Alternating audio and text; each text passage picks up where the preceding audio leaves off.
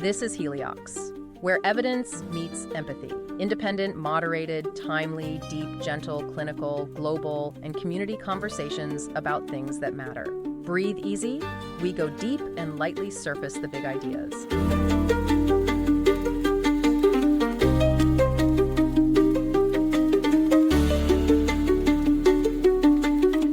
Welcome back to the Deep Dive. Today we have a story that, well, it starts with a tragedy. One that was buried in ice for 14,000 years. It's a story about a very, very bad day for a wolf puppy. A very bad day for the puppy, but as it turns out, a very good day for modern science. It really is one of those cases where a single moment of misfortune from the deep, deep past turns into this incredible time capsule for us. A time capsule, yeah.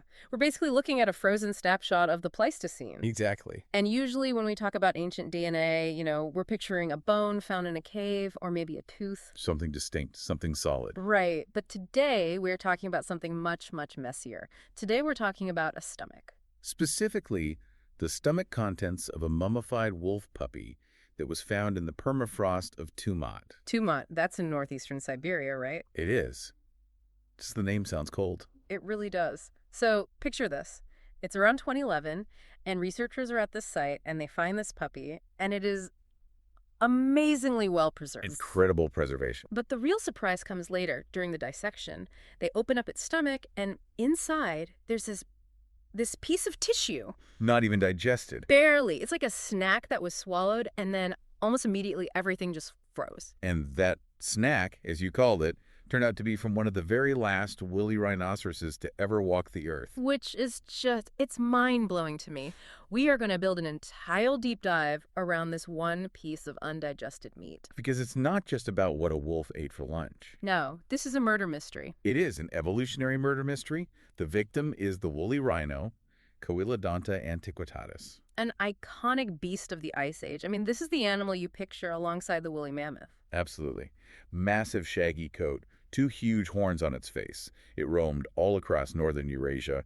And then, really quite suddenly, about 14,000 years ago, it vanishes. Poof, gone. And for so long, we've been trying to figure out why. Was it humans? Was it a disease?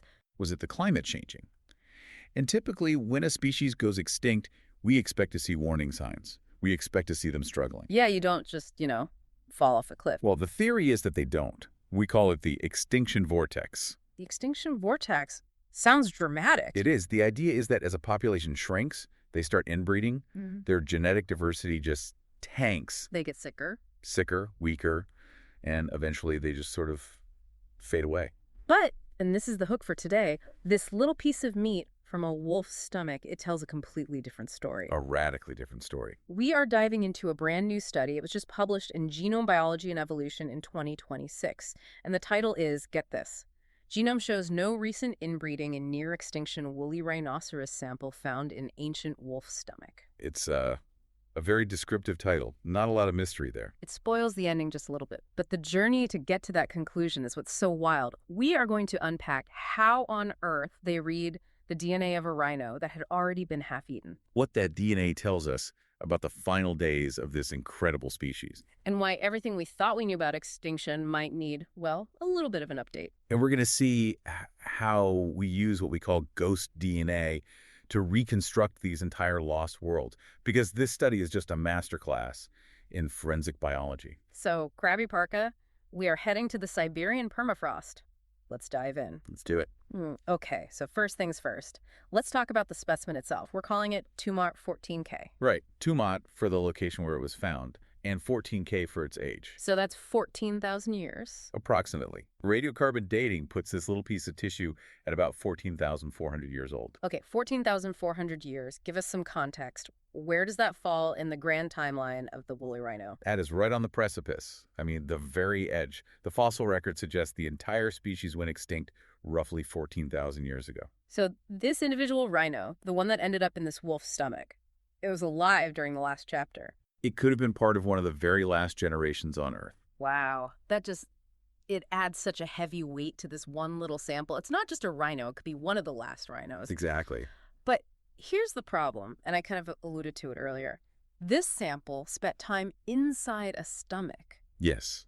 And that is, to put it mildly, A bioinformatician's nightmare. I can only imagine. I mean, stomachs are designed to destroy things. You've got acid, you've got enzymes. I've got bacteria. And most importantly, you have contamination.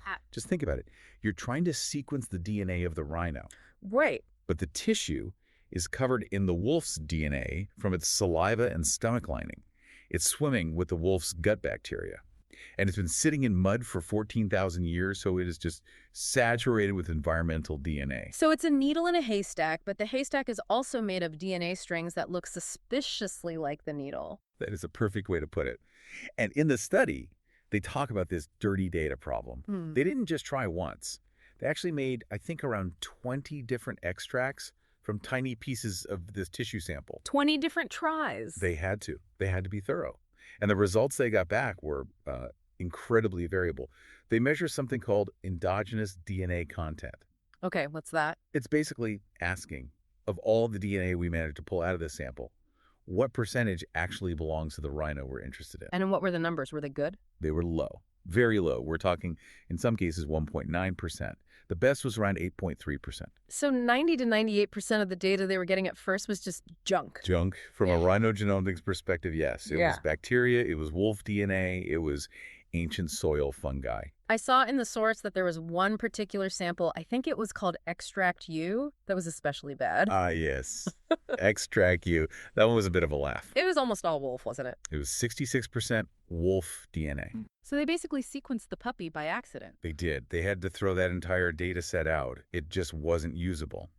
And this is a classic problem in ancient DNA research. You're working with these remnants that have been degraded and contaminated for millennia. So if you just sequence everything blindly, you're going to come to the conclusion that woolly rhinos had a lot of wolf genes. Which obviously is not the case.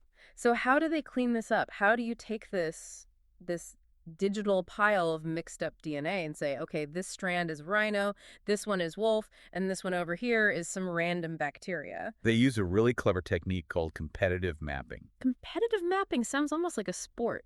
In a way, it is. Imagine you have two different puzzles. One is a picture of a rhino genome. They use the modern Sumatran rhino as a guide. Okay, their closest living relative. Exactly. And the other puzzle is a picture of a wolf genome. You take every single tiny snippet of DNA you found in your sample, and you throw it at the computer. And you ask the computer, where does this piece fit best? So it's like sorting Legos into two different boxes based on the instructions. Precisely. If a piece fits perfectly into the wolf puzzle, it gets tossed into the wolf bin. If it fits the rhino puzzle, it goes in the rhino bin. What if it kind of fits both? That's a great question. All mammals share a lot of DNA. If a snippet fits both equally well, you generally just discard it to be on the safe side. You only keep the pieces you're sure about. And by doing this, they were able to filter out all that noise. They were. And they didn't just get a rough sketch of the rhino genome. They managed to generate what we call a high-coverage genome. Okay, let's stop there. That's a term I see a lot, high coverage. What does that actually mean? So in this case, they got to about 10x depth of coverage. 10x? Like a camera zoom? Kind of. It means that, on average, every single letter of the rhino's genetic code, every A, T, C, and G, was read 10 separate times. Why is 10 the magic number? Why not just read it once and be done? Well, for one, because of errors. Ancient DNA is damaged. It's crumbly, it has cracks and chemical changes that can make a C look like a T. So if you only read it once, you might misread it. Exactly. But if you read it 10 times, and 9 of those times it says C, and only once it looks like a T, you can be pretty confident the real letter is C. It's safety in numbers. It is. But there's an even more important reason, especially for this particular study. Rhinos, like us, are diploid. Meaning we have two copies of every chromosome, one from mom, one from dad. Correct. And to understand inbreeding, you absolutely have to be able to see both of those copies separately. You need to know if the copy of a gene you got from mom is identical to the copy you got from dad. And you can't do that with a fuzzy, low-resolution picture of the genome. You can't. With 10x coverage, you have enough data points to confidently distinguish the maternal strands from the paternal strand. And that is absolutely crucial for the questions they wanted to answer. Okay, so miracle of science. They've cleaned the data. They have this high-quality genome of our two-mot rhino, the one that died 14,400 years ago. Yes. But a single rhino doesn't tell you a story about a whole species. You need characters to compare it to. Right. If I just look at your genome, I can tell you a lot about you. But I can't tell you if the human population is growing or shrinking unless I compare you to people from the past or from different parts of the world. So let's introduce the lineup. The researchers compared our two-mot rhino to two other famous specimens. Who were they? First up, we have the elder statesman of the group. This is a specimen called Rakvachan 49K. Rakvachan. And the 49K tells us? It's about 48,500 years old, so much, much older. Okay, so this rhino lived long before the extinction event even started. Exactly. This was the golden age of the woolly rhino. They were widespread. The climate was perfect for them. This is our baseline for what a healthy rhino population should look like, genetically speaking. Rakvachan is our control group. Got it. Who's the middle child in this story? That would be Pineyveem 18K. Pineyveem. Dated to about 18,400 years ago. So now we have a timeline. We have a rhino from 48,000 years ago when they were doing great, then one from 18,000 years ago, getting closer to the end, and then our two-mot sample at 14,000 years ago, right at the finish line. And the big obvious question is, how does the genome change across that 30,000-year timeline? That's the million-dollar question. Let's talk about expectations. Before they even ran the analysis, what did the scientists think they were going to find? You mentioned that extinction vortex idea earlier. Right. The standard model for extinction, especially for these big mammals, involves a slow, grinding decline. Okay. Imagine a population getting fragmented. Maybe the climate shifts or forests grow where there used to be plains, and groups of rhinos get isolated from each other. So they can't find new mates from outside their little group. Exactly. So they start mating with their cousins, or maybe even their siblings. This leads to inbreeding. And we all know from, high school biology that inbreeding is bad. It is very bad, genetically speaking. It exposes what we call recessive deleterious mutations. So broken genes? Basically, yeah. We all carry some broken genes, but usually we have a working copy from our other parent to mask the problem. Inbreeding dramatically increases the chance that you get two broken copies of the same gene. And that buildup of bad genes is what you call genetic load. Correct. So the expectation was crystal clear. Rakvachan, the ancient one, should look genetically diverse and healthy. Pineyveem, the middle one, might show some cracks starting to appear. And two-mot, the one from the very end, should be a genetic disaster. A total mess. They expected two-mot to be riddled with signs of inbreeding, to have very low genetic diversity and a high genetic load. They expected to see the genomic scars of a dying species. But the genomic erosion you mentioned, it sounds like a cliff face just crumbling into the sea. That's the perfect metaphor. The question was, is the genome crumbling as the species dies? So they run the analysis, and this is where we get to the big verdict. Did the two-mot rhino have a crumbling genome? No. Just flat no. It is remarkably clear in the data. Just none. Right. The two-mot rhino looked almost identical genetically to the rhino from 30,000 years earlier. Okay, we have to unpack this because this is the headline. How do they measure crumbling? What were they actually looking for in the DNA? So one of the main metrics is something called runs of homozygosity. Okay. We call it ROH for short. Runs of homozygosity. We're going to need a good analogy for this one. Okay, think of your genome as a deck of cards. You get half your cards from your mom, half from your dad. Right. Now, if your parents are from totally different parts of the world, complete strangers, their decks of cards will be very different. So you'll get, say, a queen of hearts from your mom and a three of spades from your dad at the same genetic position. Very diverse, no matching cards. Exactly.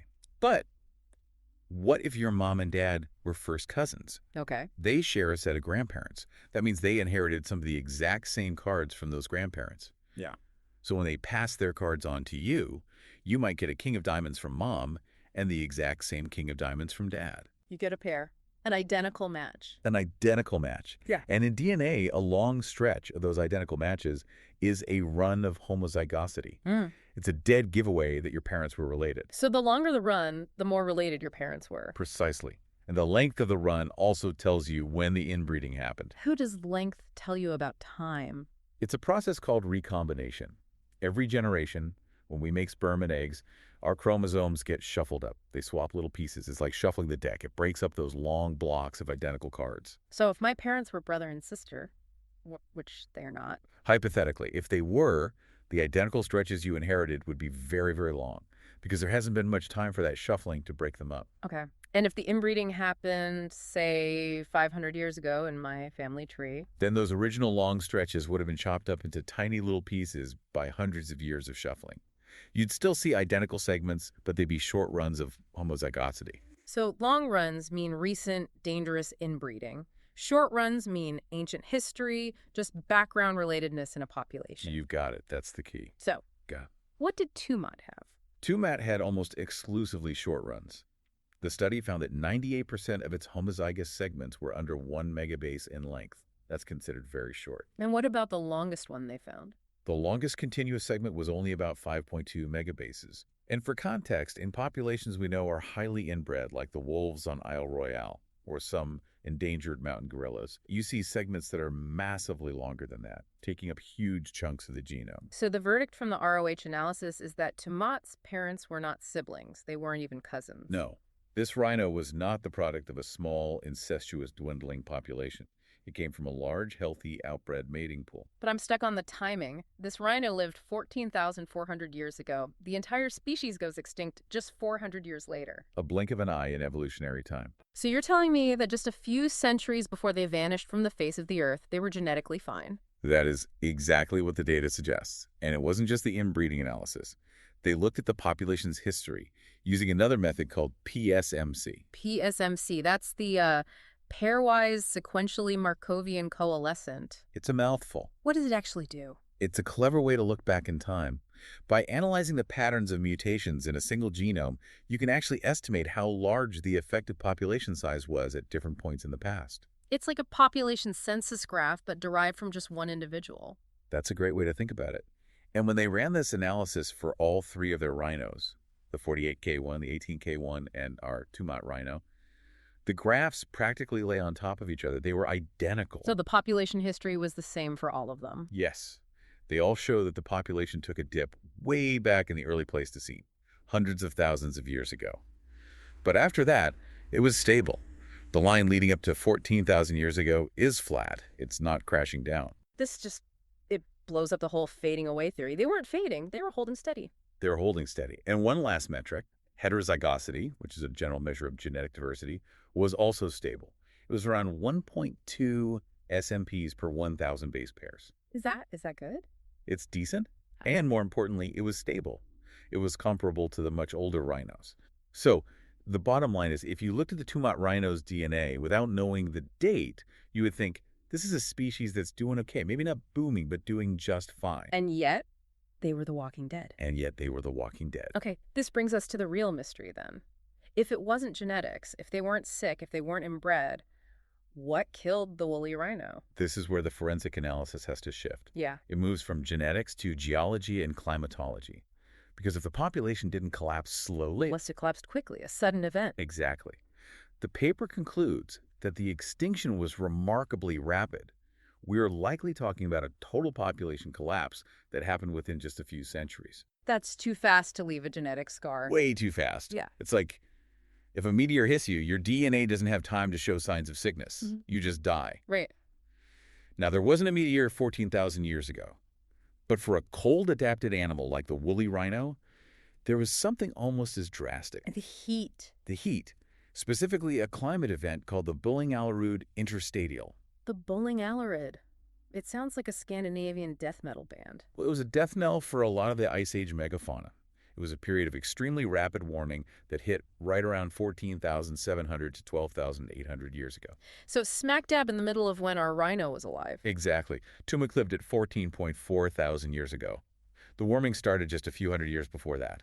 This rhino was living in the early days of this massive climate shift. How much warming are we talking about here? In some parts of the northern hemisphere, like Greenland, temperatures may have shot up by several degrees Celsius in just a few decades. It was abrupt. It unlocked the ice sheets. It completely changed precipitation patterns. And for a woolly rhino, that's a problem. It's a catastrophe. You have to remember what these animals were built for. They were tanks, designed for the mammoth steppe. Which was what, exactly? It was a very specific ecosystem. Cold, dry, and covered in grassy plains. The ground was hard permafrost. When the climate warmed so quickly, two things happened. First, the vegetation changed. The nutritious grasses were replaced by shrubs and forests. And rhinos aren't built for forests. Not really. Their short, stout legs aren't great for navigating boggy ground or dense, shrubby terrain. They need that firm, open ground to move and graze efficiently. Okay, so that's problem one. What was the second? The snow. Warmer air holds more moisture. Which means more snow. More snow and a different kind of snow. Heavy, wet, deep snow, not the dry, wind-blown dusting of the Ice Age. If the snow gets too deep, a heavy animal with short legs is in big trouble. It gets stuck. It gets stuck. It can't get to the grass underneath. It can't move to escape predators. It starves. So this rhino is a specialist. It had evolved over millennia to be the perfect machine for a frozen, dry world. The perfect machine. And when that world turned into a boggy, snowy, shrubby wetland, the machine broke. The machine broke. It's really tragic when you think about it. They were healthy, they were genetically strong, they had all the tools to survive in the world they were used to. But the world changed too fast for them to adapt. That's the takeaway. Evolution is slow. This particular bout of climate change was incredibly fast. No amount of genetic diversity can save you if your entire habitat literally disappears from under your feet in a few hundred years. So the theory that comes out of the wolf snack is that the extinction wasn't a slow genetic rot. It was a sudden habitat collapse. That is the strongest hypothesis supported by this genetic data. It's an external environmental cause, not an internal genetic one. Before we get to the big so what of it all, I want to go back to the stomach for a minute. Because the scientists didn't just sequence the rhino DNA. No, they didn't. They sequenced everything in that sample. Metagenomics. This is the part of the forensic detail I just love. They found bacteria, right? Oh, lots of it. And very specific kinds. For instance, they found high levels of carnobacteria and lactobacilli. Lactobacilli. That sounds like what's in my yogurt. Similar family. These are bacteria that are associated with meat decomposition, but specifically meat that's kept in cold environments. So refrigerator bacteria. Essentially, yes. Finding these specific bacteria confirms the story of the sample. It tells us that the wolf ate the rhino, died very soon after, and then its body and its stomach contents cooled down and froze extremely quickly. It confirms the natural refrigerator effect of the permafrost. It does. It validates the preservation conditions. And they found soil bacteria in there too. They did. Things like Clostridia and Listeria, which are common in soil, but also in mammalian guts, so that makes perfect sense. The wolf died, it was buried in mud, and the bacteria from the surrounding environment got in. It's just amazing that they can distinguish between, ancient rhinobacteria versus ancient wolf gut bacteria versus ancient Siberian soil bacteria. Well, it's very complicated, and sometimes you can't be sure. They mentioned finding one species, Streptococcus canis, a common pathogen in dogs, in both the Tumat sample and the older Pinevium sample. So what does that mean? It's hard to say. Since it's in both, they suspect it might be a modern contaminant from the lab or just a very common bug that was everywhere. But the carnobacteria, that's the real smoking gun for the cold preservation. It's like CSI, Ice Age. Based on the microbial evidence, we can confirm the victim was kept in a walk-in freezer. Precisely. And this forensic microbiology was so important because by understanding the contamination and the preservation, they could be much more confident that the rhino genome data they were looking at was real and not some weird artifact. Okay, so we have a healthy rhino population. We have a rapid catastrophic climate shift. We have a frozen wolf puppy acting as a time capsule. What does this all actually mean for us today? Why does this study matter beyond just being a really cool story? I think it matters for two huge reasons. And the first one is conservation. Right. We still have rhinos today, and many of them are in big, big trouble. We do. The Sumatran rhino, the Javan rhino, their populations are tiny. I mean, we're talking fewer than 80 individuals left for the Javan rhino. And when conservation biologists look at those animals, the first thing they look at is genetics. They look for inbreeding, for bottlenecks. Yes. We are obsessed with genetic diversity, and for good reason. We think if we can just keep the genetic diversity high, the species has a chance. And that is largely true. Diversity provides the raw material for adaptation. But the woolly rhino's story says... The woolly rhino story is a huge warning. It says that's not enough. You can have a perfectly healthy, genetically robust population, and if the environment shifts too rapidly due to, say, climate change, you can still be wiped out in the blink of an eye. That is actually a terrifying thought. It is. It means that monitoring the genetic health of an endangered species is only half the battle. We can't just bank their DNA in a freezer and think we've saved them. If their habitat vanishes, the genes don't matter. It challenges this idea that extinction is always a long process of a species failing. The woolly rhino didn't fail. It didn't get sick. It ran out of world. Ran out of world. That is a very powerful and accurate way to put it. And you said there was a second big implication. Yes.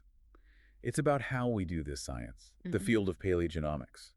For a long time, the Holy Grail was finding the perfect sample. Like the petrous bone in the ear, right? Yeah. I've heard that's the best place to find ancient DNA. It is. It's a very dense bone, and it preserves DNA incredibly well. We thought we needed these pristine samples to get good genomes. But here, they used a chewed-up, partially digested piece of stomach tissue. A literal scrap, a piece of what is essentially biological trash, and they got a high-coverage 10x genome out of it. It just opens up a whole new world of possibilities. It blows the doors open. Yeah. It means we don't just have to look for perfect skeletons anymore. We can look at coprolites, fossilized poop. We can look at other stomach contents. We can pull DNA out of soil samples from caves. We can reconstruct whole genomes from the biological debris of the past. It turns the entire archaeological record into a potential genetic archive. It does, and the authors say as much in the paper. They say this study provides a new avenue to obtain high-quality genomic information from unlikely sources. Unlikely sources. I love that phrase. And a wolf puppy's stomach has to be one of the most unlikely sources imaginable. And just one last point on that. Think about the reference genome they used. They used the modern Sumatran rhino to help assemble the woolly rhino's DNA. Even though they diverged millions of years ago. About 9 million years ago. It's a huge evolutionary distance. But it just shows how incredibly valuable our living biodiversity is for understanding the past. If we lose the Sumatran rhino, we lose the key to reading the woolly rhino's code. So it's all connected. The ghosts of the past are only legible because of the survivors of the present. Beautifully put, yes. Before we wrap this up, I just want to go back to that wolf puppy for a second. It's sort of the ghost in the machine of this entire story. It really, really is. And it's so tragic, right? This puppy died young. It probably died scared or cold. It died right after finding a meal. But because of that one moment of tragedy, we now know that the woolly rhino was strong until the very end. The death of one animal preserved the final chapter of an entire species. It's a profound thought. I mean, if that wolf hadn't died on that specific day, or if it had fully digested its meal, we wouldn't be having this conversation. We would still be assuming the woolly rhino just faded away from bad genes. It makes you think about the role of luck in science. Scientific discovery is so often just luck. Serendipity. Yeah. The right animal dying in the right place, under the right conditions, freezing in the right way, and then the right scientists finding it 14,000 years later. So here's my final thought for you, for everyone listening. We leave trash behind us all the time. We leave biological remnants, hair, skin cells, maybe not undigested stomach contents, hopefully. Hopefully not. But we leave our traces everywhere. What trash or accidental remnant from our world today might preserve the secrets of our own genetic health for the future? If a scientist 14,000 years from now finds a perfectly preserved sample of us, what will they say? Will they see a species in genetic decline?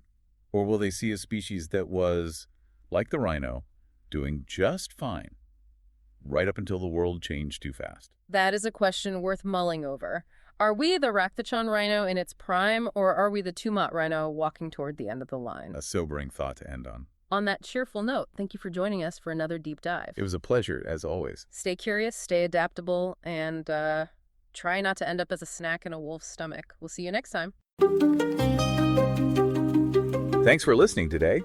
4 recurring narratives underlie every episode: boundary dissolution, adaptive complexity, embodied knowledge, and quantum-like uncertainty. These aren't just philosophical musings, but frameworks for understanding our modern world. We hope you continue exploring our other podcasts, responding to the content, and checking out our related articles at helioxpodcast.substack.com.